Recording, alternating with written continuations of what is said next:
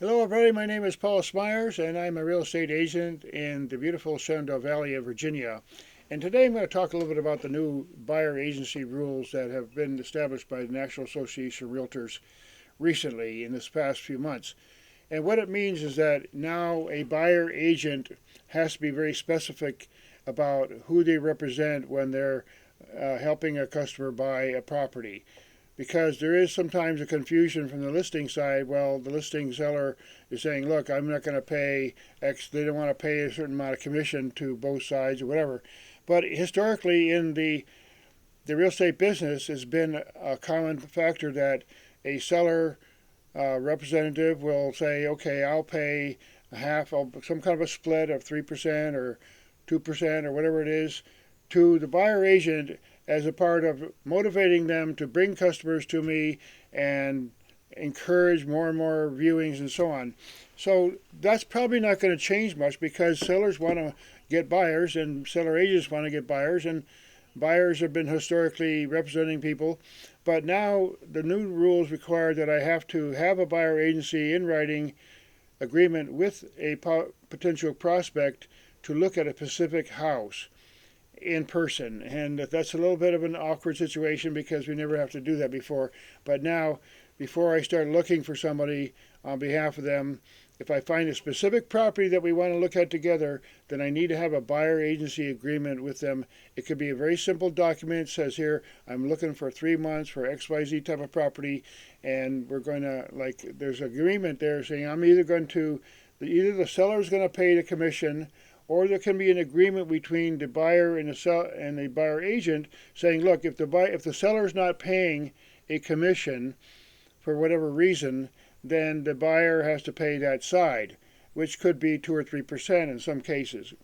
Now, historically, that's been a tradition that there is a split, and most seller agents are now going to keep it that way and say, hey, yes, we want to encourage buyer agencies and buyer agents and people to come and bring prospects for us, so we're going to, give some part of the commission.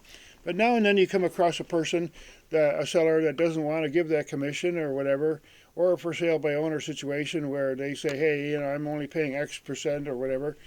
And then you can make an agreement and say, look, I can say to my buyer, look, I'm going to do a lot of work on your behalf. I'm going to scout, I'm going to deal, I'm going to negotiate, and I'm going to give you all kinds of information about this property. You might go photograph it and so on. So I'm doing some work on your behalf, and if we are successful, I have to be successful, otherwise I won't get paid. So I'm very strongly motivated to help people buy a place.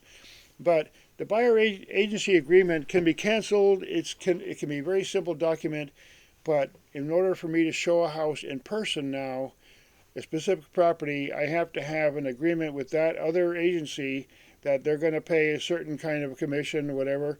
It has to be specified, and then I have to have a buyer agency agreement with my prospective buyer saying, look, here it is, and in this particular case, maybe most likely the seller side is going to pay for that commission, but now and then it won't. And then, especially in a case where sale by owner, sometimes that happens where someone just says, hey, I'm paying X dollars on this sale, and like it or leave it. But that's just a real brief update on the new buyer agency agreements that we have to have now in writing. And I want to talk a little more about buyer agency in another video and what a prospective buyer can get from their agent and so on, and how I serve my buyers.